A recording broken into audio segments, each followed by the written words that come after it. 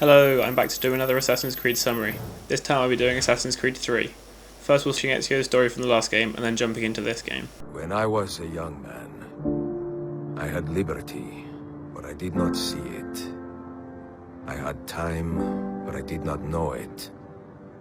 And I had love, but I did not feel it. Better to start at the beginning, with the abduction of Desmond Miles, my son. This boy had no ambition, no direction, no plans for the future. What he did have was a heritage, one he chose to deny. It nearly cost him his life. He was captured and imprisoned. Those who took him believed he could help them find something. The apple. One of several artifacts we call pieces of Eden. Bits of ancient technology scattered across the globe. Some hidden, some found, all of them dangerous. Most are held by a single group. The same group that now had Desmond. You know them as Abstergo Industries. We know them as the Templars, as the enemy. We've been fighting them for thousands of years, even longer if you believe the stories of their origins. I do. After all, I've seen the truth. That's the beauty and the horror of the Animus. A device that allows us to enter and experience the lives of our ancestors. It holds the power to change everything, to show us history the way it really happened.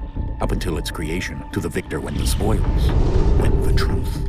We're trying to fix that, to free minds and bodies both. But there's only so much that we can do, and the Templars have the upper hand these days. But something larger than the Assassins and Templars is approaching, bigger than all of us. And if we can't find a way to stop it, these next few weeks will probably be our last. Everyone's last. In the end, it all comes down to him. To Desmond. Through the Animus, he discovered his heritage, explored the lives of his ancestors, and uncovered their secrets. When that was done, he trained. He used another ancestor to provide decades of experience in the span of a few days. It worked. We think. We hope. Soon, though, soon we'll know. That ominous date fast approaches, December 21st, 2012. None of us knows what it'll bring, only that this is where they want us to be, when it does. They've been guiding us in their own fractured, frustrating way. These voices from the first civilization, the ones who came before, a precursor race of immense power and uncertain motives. They're the ones who made the pieces of Eden. This is where they've led him, and through him, us.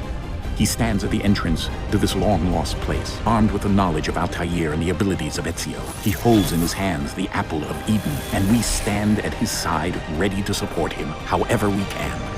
His name is Desmond Miles, and he has brought us to the end. At the start, you open the cave with the apple.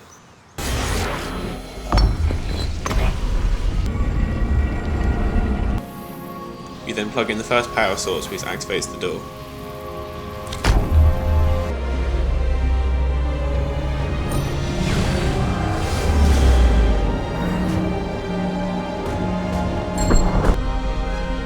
Juno talks to Desmond about a key, which you later find is to the door.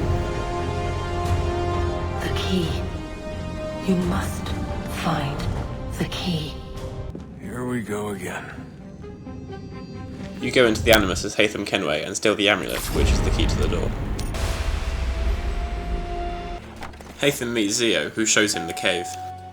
He can't get in, however, because he does not have the apple. No. No! Connor is then made. We find out Haytham is a Templar, much to the surprise of Desmond. You are a Templar. Wait, what?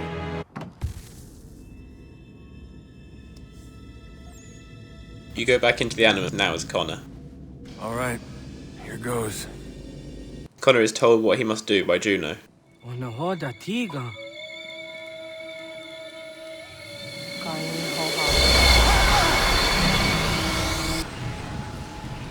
Greetings, Guardian. We have waited millennia for your arrival. You, who will bring to him the last piece, that he may open the door. As we speak, forces gather in secret, preparing to seize control of the land. If they succeed, the sanctuary will be breached. You will learn of a man who will provide additional training. Seek this symbol. He goes to Achilles, who takes him in. I suppose we should talk. I've managed to locate a power source. Desmond goes to New York to get the power source. You must be Desmond. He hits Cross and escapes. He then plugs in the power source and activates the next part of the door. Sean has located a second power source. Where to? Brazil. Hey! He goes to Brazil, knocks out Cross and steals the power source. Lucy was going to betray us and take the apple back to Abstergo. I saw the satellite launched, I saw them turn it on, and then... it failed. If people were wondering about Lucy.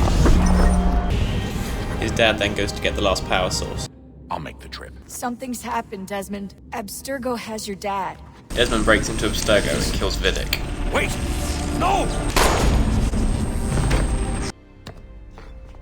He then plugs in the last power source and needs the key.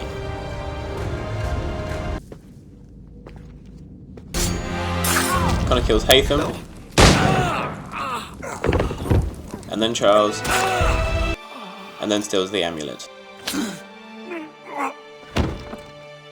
Remember, you must hide the amulet where none might find it. He buries it in a grave. I know where the key is. Desmond goes and digs up the amulet and then opens the door. He then talks to Juno and Minerva. Juno dwells within these walls, awaiting release. I will explain. While we worked to save the world, she sought instead to conquer it. She used our machine to set her plans in motion. Divination through numbers. There is a pattern to existence. To comprehend the calculations is to tame time. This was my focus. And so I built the eye to aid us. But she turned it towards her own ends. When we discovered her treachery, we put a stop to it. And then we left. But first we called to you, that you might try again. We thought it would be safe with her gone. Now I see we were deceived. She survived, she endured, and then she began to work. For centuries, Tinny and I walked the world, hoping to rekindle the spark of civilization. We shared what we knew as best we could. We were not the only ones, but for all the power we wrought, still death would claim us. Only touch the pedestal and the world will be saved. Better the world burn than she be loosed upon it. If you heed Minerva, the sun will have its way. The ground will crack and spit fire into the skies. All the world will burn. But this does not end the world, merely heralds its arrival. Darkness follows. Then you emerge, resolving to lay a foundation that such a tragedy does not befall the world again. You will become a symbol to those who survive. Hope, knowledge, determination.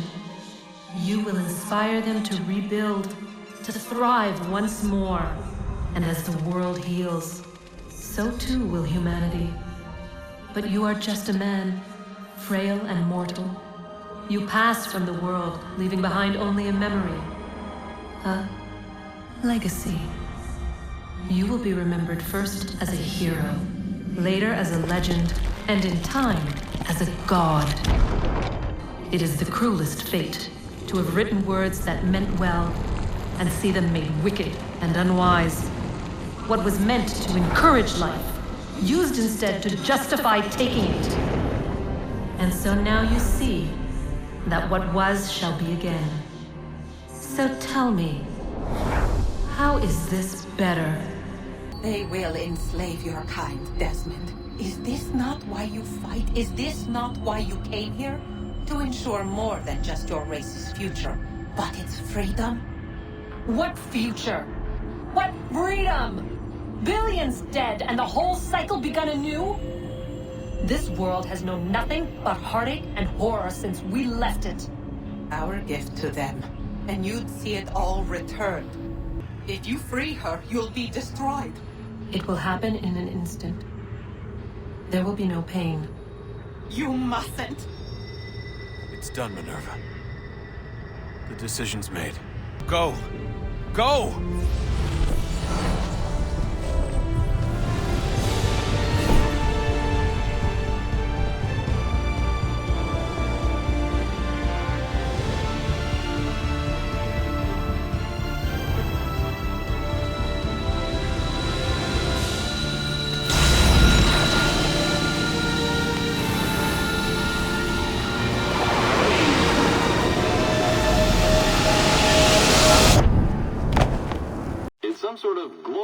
aurora borealis.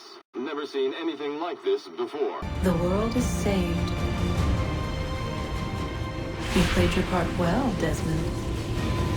But now it's time that I played mine.